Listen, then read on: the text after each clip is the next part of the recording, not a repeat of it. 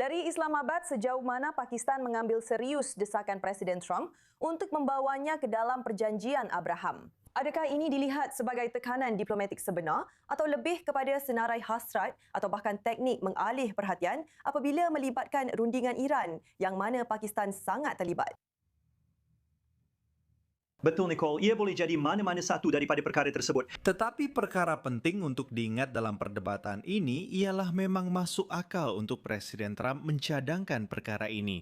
Kenapa? Kerana terdapat perdebatan di seluruh rantau ini. Ia mungkin tidak berada pada tahap ketua-ketua negara. Tetapi memang ada perdebatan bahawa terdapat ancaman bersama yang telah menyatukan Amerika Syarikat, Israel, negara-negara Teluk serta beberapa negara Arab dan Islam utama.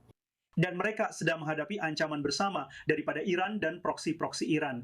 Jadi memang ada hujah yang boleh dikemukakan mengenai perkara ini. Maka memang ada perbincangan tentang hal ini. Dan saya juga patut beritahu anda bahawa apabila Naib Presiden J.D. Vance datang ke Islamabad, terdapat perbincangan dalam media Pakistan. Bukan di peringkat kerajaan, sudah tentu. Tetapi orang ramai, anda tahu, golongan politik sedang membincangkan. Mungkin kita patut libatkan Israel dalam rundingan Islamabad. Kerana Israel jelas merupakan pemain utama. Dan jika anda mahu mencapai perjanjian untuk keamanan di rantau ini, dan jika kita mahu rundingan Islamabad berjaya, mungkin Israel juga patut terlibat bersama Amerika Syarikat dan pihak-pihak lain. Jadi memang ada perdebatan yang sedang berlaku di rantau ini. Sekarang anda kena ingat satu perkara. Nuansa dalam kes ini, dalam perdebatan tentang perjanjian Abraham adalah lebih penting daripada butirannya. Kenapa? Kerana tiada satu pun negara di rantau ini yang pemimpinnya benar-benar berada dalam panggilan itu. Dengan Presiden Trump, di mana beliau melontarkan idea pengembangan perjanjian Abraham sebagai sebahagian daripada perjanjian Iran, tiada satu pun negara tersebut secara rasmi mengeluarkan kenyataan awam sama ada mereka akan menyertai perjanjian Abraham atau tidak. Kita ada sumber tanpa nama yang bercakap dengan media rasmi kerajaan mereka dan sebagainya. Tetapi tiada siapa yang benar-benar tampil untuk secara rasmi menolak atau menyatakan pendirian yang jelas. Dan itu termasuk, by the way, Pakistan juga. Kerana Menteri Pertahanan Pakistan, Khwaja Asif, yang sebenarnya tidak terlibat secara langsung dengan perbincangan dengan Iran, Tetapi beliau sangat lantang apabila berkaitan dengan Gaza, perang dan Israel. Beliau muncul dalam satu rancangan TV pada dasarnya dan beliau memberikan pandangannya. Dan beliau sangat berhati-hati, Nicole. Beliau sering mengulangi, ini adalah pendapat saya. kita tidak sepatutnya menyertai perjanjian Abraham pada ketika ini, tetapi saya serahkan kepada kerajaan untuk membuat keputusan. Anda tahu. Jadi beliau sangat berhati-hati, sangat cermat. Jadi pada dasarnya Pakistan belum secara rasmi mengeluarkan kenyataan menolak apa yang dikatakan oleh Presiden Trump atau menerima apa yang dikatakan oleh Presiden Trump. Apa yang kita ada ialah sebuah rancangan Bual Bicara TV di mana Menteri Pertahanan bercakap tentang beberapa perkara, politik dalaman, macam-macam, perjanjian Iran, anda tahu. Dan beliau ditanya soalan mengenai perjanjian Abraham. Dan beliau sangat berhati-hati, sangat teliti berkata, ini adalah pendapat saya. Kita tidak sepatutnya. Jadi pada dasarnya tiada negara yang bercakap secara terbuka mengenainya. Tetapi memang masuk akal untuk bercakap tentang, anda tahu, hubungan dengan Israel.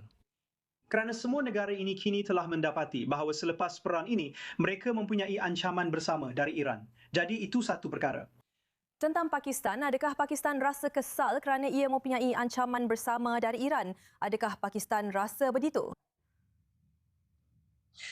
Hanya 2 tahun lalu, pengawal revolusi Iran telah melancarkan 3 peluru berpandu ke atas Pakistan. Dan Pakistan membalas dengan menghantar jet pejuangnya ke dalam Iran untuk membalas serangan itu. Dan itu berlaku pada Januari 2024. Itu sudah tentu hampir setahun setengah sebelum Israel dan Amerika Syarikat melancarkan serangan ke atas Iran pada Jun 2025. Dan sudah tentu, kini kita ada perang ini pada 28 Februari.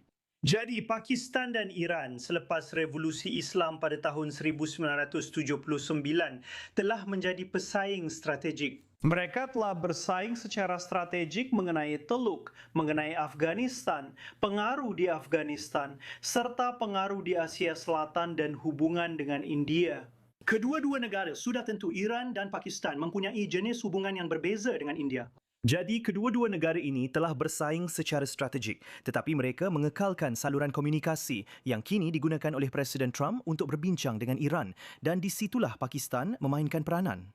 Jadi ramai orang sebenarnya, Nicole, tidak tahu bahawa Pakistan dan Iran telah mempunyai hubungan yang sangat-sangat bermasalah selepas tahun 1979. Dan satu-satunya perkara yang benar-benar menghalang negara-negara ini daripada berperang habis-habisan ialah adanya saluran komunikasi itu. Dan sudah tentu, itu tidak menghalang IRGC daripada melancarkan peluru berpandu ke Pakistan dan Pakistan membalas, sudah tentu. Dan itu kalau anda ingat, orang Iran mendakwa pada masa itu mereka menyerang pusat Mossad di dalam Pakistan yang jelas sekali tidak masuk akal. Dan Pakistan berkata sudah tentu itu tidak benar. Kemudian orang Iran menarik balik kenyataan mereka dan berkata, tunggu sekejap, kami sebenarnya menyerang pemberontak. Dan pada masa itu mereka juga menyerang Irak dan Syria. Jadi maksudnya Pakistan, dan saya akan akhiri dengan satu perkara yang sangat penting lagi. Berkenaan Pakistan, anda tahu, saya telah melaporkan isu-isu keselamatan negara di Pakistan selama hampir 2 dekad sekarang. Dan berdasarkan pengalaman saya boleh katakan bahawa pemahaman saya ialah negara Pakistan berminat untuk mempunyai hubungan yang baik dengan Israel. Dan jika anda ingat, sebenarnya Presiden Pakistan Musharraf telah bertemu dengan Perdana Menteri Israel ketika itu, Ariel Sharon, pada tahun 2005, saya rasa di New York. Dan beliau merupakan pemimpin pertama dari negara Muslim utama pada tahun 2005 yang berucap di hadapan Perhimpunan Pemimpin Yahudi Amerika di New York City. Itu perkara besar. Dan sebenarnya selepas pembukaan besar itu dan ucapan oleh Presiden Pakistan pada masa itu, barulah kita mula melihat. Sebagai contoh, Israel membuka pejabat ekonomi, bukan kedutaan sepenuhnya, tetapi pejabat ekonomi atau pejabat perniagaan di Doha, Qatar, di Dubai, Emirat Arab Bersatu.